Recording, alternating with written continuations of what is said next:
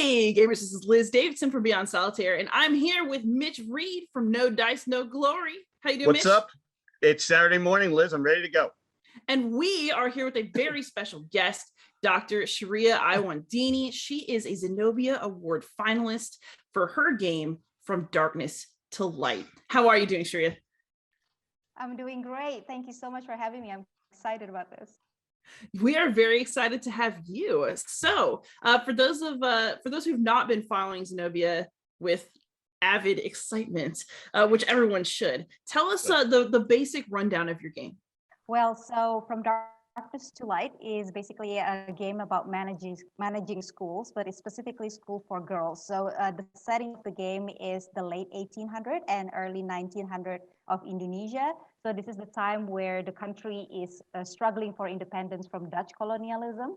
And what I want to do with the game is actually showcase the role of women during that time. And the role of women during that time is very much supported by the increasing realization that we need to educate more girls, educate more women for them to be able to take up place in society. And then from there, they take up different roles, like being a fighter themselves, being teachers, being politicians, being patrons. And by taking up these roles in society, they really support and help Indonesia to gain its independence. And mechanically, what is the game looking like right now? Is it sort of more of a Euro game? Is it something that is, what are we looking at?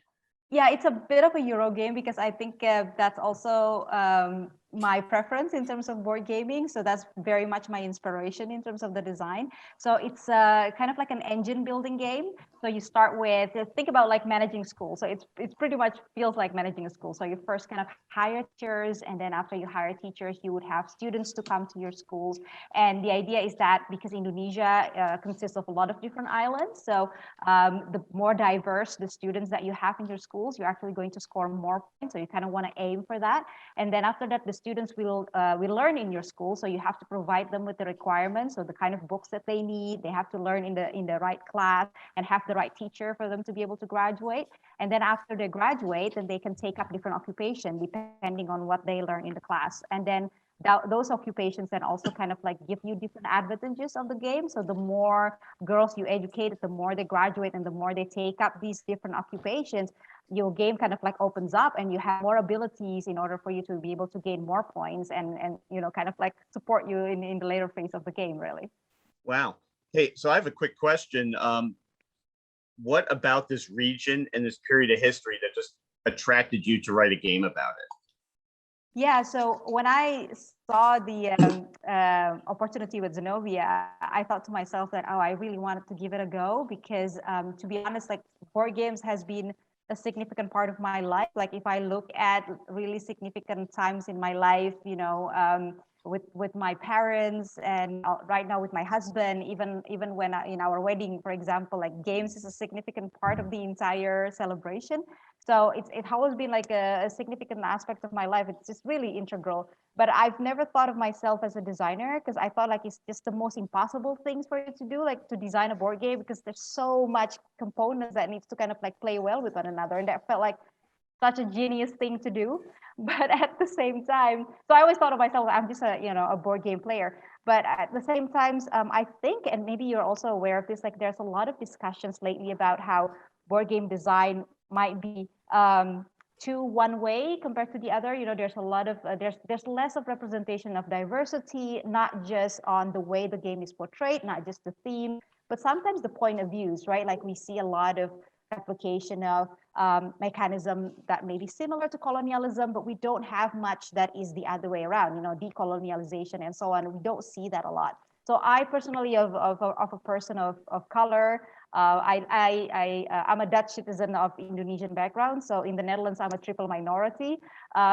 It's something that is, quite close in life, and then it's something that I really kind of like, it all jumps out at me when playing board games. So when Zenobia come around, I felt like I really wanted to give it a go because I felt like I don't want to just criticize the situation, but I would love to also kind of like play a role in maybe making it a little bit better.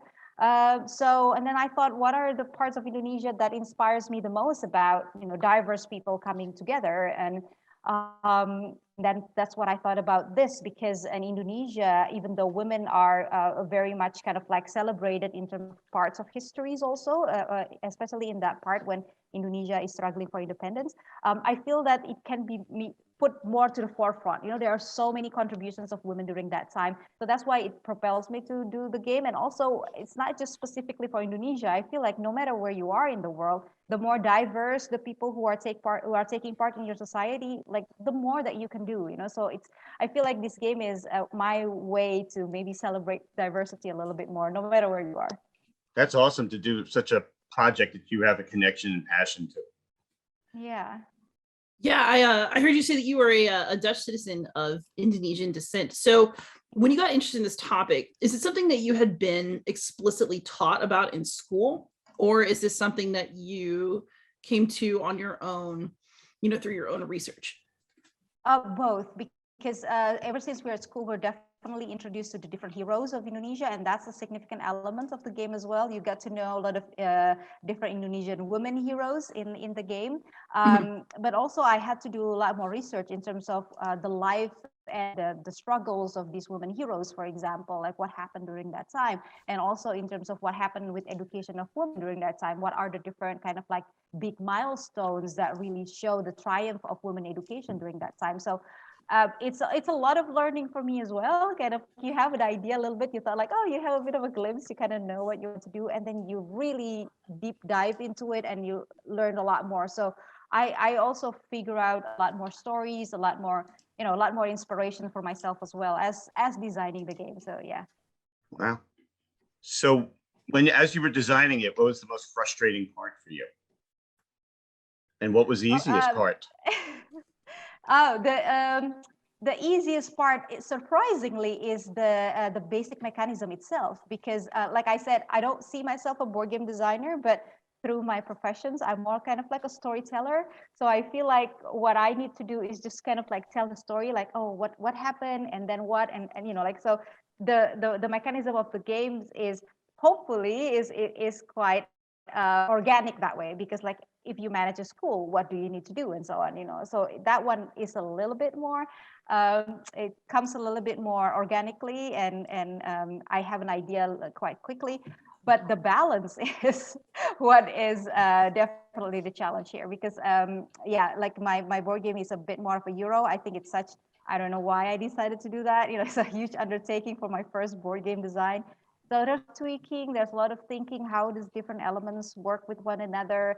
That's quite challenging. And of course, the time frame of the competitions, which I think kind of like push you to actually finish things, but it's still quite short. So a lot of work in a short amount of time, really.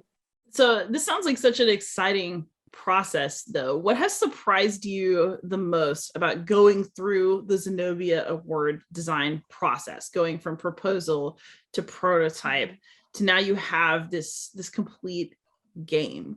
Can you give us some more insight into what that was like, and how you felt about the process? Yeah, well, like I said at the beginning, it felt like an impossibility in order to be able to design a board game. But I think the great things about Zenobia's steps and stages is that it actually breaks it down into what you need to do in order to be able to do that. And every step of the way, you have a mentor that supports you. The Zenobia organizers are always available for you to reach out to if you have any questions. So they're very, very, very supportive that way. So then it becomes like this tinier chunks that you need to kind of then figure out in order to progress to the next stage. So I think it kind of makes sense that they also do the kind of like the scoring every step of the way from each stage, and then they kind of narrow down the field, and then you go to the next part, because it also pushes you to make sure that your game progressing that way as well. So that really, really helps. And that's something that I probably would not be able to kind of figure out on my own, you know, like what are the different aspects of designing a board game, how do you write rules, and so on. So just going through the process is a huge learning point for me to understand, oh, this is what it takes to create a board game, to design a board game. And I think it's a fantastic way of structuring the entire competition. And I feel like I said since the very beginning, my goal is to go through the process, because I feel like going through the process is what's going to give me like the best learnings in understanding things that I love. Really, I really love board games, right? So genuinely, I hope there will be a second year, and I genuinely encourage anyone who, if you have an idea or if you're interested in, it's very, very, very, very possible and very, I think, very motivating, and the entire people is very supportive of you to be able to create a successful board game. Hey, so give a shout out to your mentor. And one of the questions you bring up, so it's really an amplification, is that you got to learn. You've always played games. This was your first foray into designing one, Yeah. and you felt it seems like you felt that Zenobia is the perfect vehicle to do that. Who was your mentor, and what are some of the biggest things you've learned from them? So my mentor is Kevin Bertram, and he's from the Fourth Circle game. Yeah, we know. I'm going to see Kevin later on today. Are you going to please say hi to me? He's fantastic. He's been really a huge supporter for me since the very beginning. Genuinely, I think this is the other thing, right? Like, if you're new at something, you don't necessarily have a reference whether or not what you're doing is any good, or like where you are. But other people who have had this experience can give you an honest assessment of what they think about your board game. And Kevin, since the very beginning, has been very honest with me in terms of what he thinks about my board game. So when he said that he thinks the board game has potential, it's a huge boost, because I know he knows what he's talking about. And he's been really helpful in terms of, yeah, I know he said he's planning to also publish a game about the suffragette movement. So that's fantastic. I think that's part of the reason why he was my mentor, assigned as my mentor. So yeah, so he's been really, really genuinely just to have someone who has had experience before to believe in your game is already a huge boosting factor. But also all of his knowledge, like, oh, what do I need to make sure that I put in the rule book, or how do I phrase different things when I want to clarify a particular way of doing things, those kind of things is really helpful, because he's gone through it before, so he kind of knows how to do this. Yeah. I went to a baseball game with him last week, and after talking to him online, it was the first time I'm meeting him. Yeah. I really like him.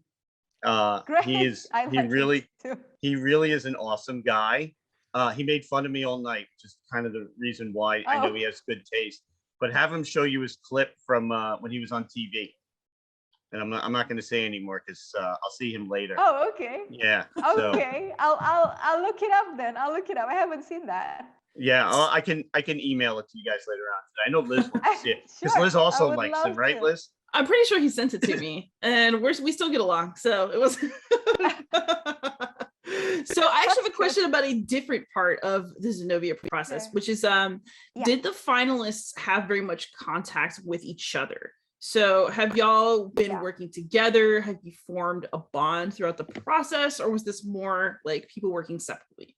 No, so one of the finalists, there are 8 of us. So one of the finalists, Akar, he contacted all of us because we've been in contact anyway through Discord with the Zenobia as a whole, the award and the organizers, because it's easy to just contact each other that way. So he kind of like that make our own channel in Discord, and then all 8 of us have been talking to one another. We've been having quite a lot of different discussions about different things, from like, oh, how do we, because we still have one more stage, right? We have to kind of revise our games and our rules. So just kind of like, what are the different things that we're facing at the moment? And to talking about like thinking about publishing, because of course, we would love for all 8 of us to be able to publish our game. So we start talking about that as well. And we had some online Zoom already.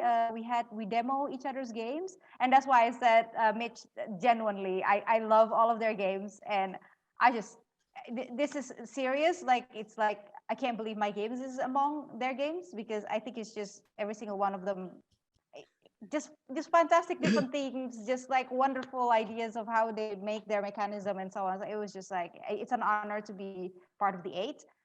So we've been connecting, and if only this is not a pandemic situation, we probably would have met in cons and stuff, because I usually, because I live in Europe, so I go to Essen quite often. And I know Marcel, one of the finalists this year, is going to Essen. If only it's not pandemic, I'm pretty sure we would have met there. And So yeah, it's been great so far, and we're planning to keep in touch. And I'll tell you what's one of the things that I've been a mentor and a judge since this thing began, and just meeting some of the Yeah. amazing gamers and their ideas and how they're expanding with some of these amazing titles. Like Yeah. when I first saw Tyranny of Blood, I was, but it just from going through the process and then looking at this game, Yeah. and then hearing your excitement, like I want to go check it out on TTS, hopefully soon. Yes, please do. Yeah, be happy to. Yeah. So I have another From Darkness to Light related question very specifically, which is you mentioned that you were researching a lot of Indonesian heroines and kind of trying to bring them to life. Do you have a favorite? Did you develop a favorite woman of Indonesian history while you're doing this research? Every single one of them has like a different strength and has the different things that I would go, you know how people sometimes like, oh, if I live in that time, I would have done this, I would have done that. Yeah. I look at them, I thought there's no way I'm doing anything that they're doing, because it's just like it takes so much courage. I was like, oh, this is just thing. There's one, her name is Kamala Hayati. She's basically a naval officer who commands like fleets of ships during Indonesian struggles, which I thought was just beyond amazing. And we have a lot of amazing teachers as well. One of the biggest one is Kartini. So Kartini is actually very related to the name of the game itself, because Kartini in Indonesia, we call her our education mother. The reason is because when she was very, very young, even she was in her 20s, she has a dream for Indonesian women to be highly educated. Also because she looks at her own life, even though she's nobility in Jawa, she has a lot of limitations in terms of things that she can do, while she has a lot of vision and amazing dreams for the future that she wasn't able to do simply by the virtue of being a woman. So she writes about her dreams in a series of letters to her pen pal in the Netherlands. And she wrote in Dutch. And after she passed, those letters were turned into a book and in Dutch. And then the title of the book, if translated to English, actually means From Darkness to Light. So that's where the name of the game comes from. Exactly. And so Kartini, I feel like has a very strong relation with the game. And in the game itself, I have a round modifiers, and each of the round modifier has her quotes in it, and she writes beautifully. She writes like poetry. So I hope that when players play that, they can also have a bit of a glimpse of her life and her ideas and her thoughts and her dreams. And yeah, hopefully you'll be as moved as I am when I was reading those quotes. As a teacher, we matter somewhere. Oh, 100%, 100%. Yes. That's beautiful. It's really kind of neat that you put that flavor in there, which I think one of the amazing things about looking at this game and some of the others is the passion and the connection people put in them that really shows. And it really gets people excited to play more diverse games, which is why we're here. Yeah. I really do. I mean, like the 8 finalists, I think all of the games are amazing, but even I think some of you maybe already seen it. Like there's 37 of us before we were announced as the finalists, and it's spread out all across the world on all different themes. And I felt like they're all absolutely fascinating. Like how often we kind of feel like, oh, this theme again, this thing again, and then, but there are so many other themes that you can actually dig into. If you also, engage with a lot of different diverse people who can think about different themes differently. So yeah, it's fantastic that way. That's awesome. So having designed one game, maybe you're not ready to even think about this, but do you think you'll do it again? Do you think you'll design another game after this? I was going to ask that. I hope so. I think so, because I think right now the interesting thing about starting designing a game is realizing that you can get your inspiration from everywhere. So nowadays, if there anything that I thought, oh, this is a weird thing, right? Like if you look something, I thought, hey, that could be a game. Oh, that the way that develops could be a game. And then I literally now have a tiny notebook where I would just run and then just write down like, oh, this could be this, this, and this. I don't know whether that will actually be a design of a game later on, but I like that new way of thinking, just seeing things differently now from a game perspective. You're a game developer now, my friend. Oh no. I think that's a good thing, right? It's a good thing, right? I do want to ask one personal question, and probably my last question Sure. today. You Sure. don't have to answer if you don't want to. You said you're a big gamer. Tell us what games you play. Oh, wow. Many different ones. So depending on I have a nickname. The nickname now is not good anymore because of the pandemic situation, but I used to be called a patient zero because in my circle of friends and families, I'm the one who introduced them to games, and then they get addicted to it, like mostly board games, but also things like even escape rooms. Yeah, I think you know escape rooms, right? Like, so getting people into yeah, really hooked into that kind of games.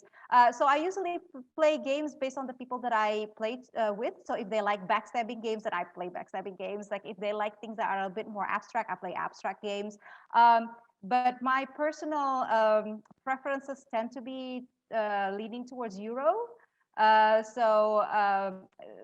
Starting like more on the heavier one, like Tegenu, for example, Teotihuacan, like mentioning some of the newer ones. I also love, and I'd like to emphasize this, I love game with beautiful arts. And I love games with whimsical themes. Because I feel that sometimes people look down on whimsical themes, or like things that are looking like a bit more childish or cartoonish. But I think it's just reach out to different kind of people, and it's like it's nice for you to like already go in and feel like, oh, you can play it in a lighthearted way. So I love Everdell, for example. Like I play that a lot, and a lot of my family members also love them. But the things that are quick, like Splendor. My side of the family in Israel, my husband from Israel, so my family now from his side of the family in Israel plays Splendor all the time. I have no idea how Splendor can be turned into a cutthroat game. For some reason, they figure out a way. So that's always a win here. Also, yeah. So all types of games, really. My board game shelves is bursting at the seams at the moment. Can we see it? I think Oh, I'm not in Amsterdam at the moment. I'm in Israel, so unfortunately I can't show you. But it's literally on the floor everywhere. So yeah, that's how. Yeah, you don't even want to see my office either. It's the same problem. Oh, there you go. Yes. Yeah. So we all can relate to one another, basically. Hi, my name is Mitch, and I have an addiction. Oh my God, I think we need to start this group. I can join that group, yeah, for sure. No, I can quit when I want to. Yeah. It's not bothering anybody. Yes, exactly. Mind your business. Sherria, thank you so much for coming on. It's been so wonderful to get to know you and hear a little bit more about your game.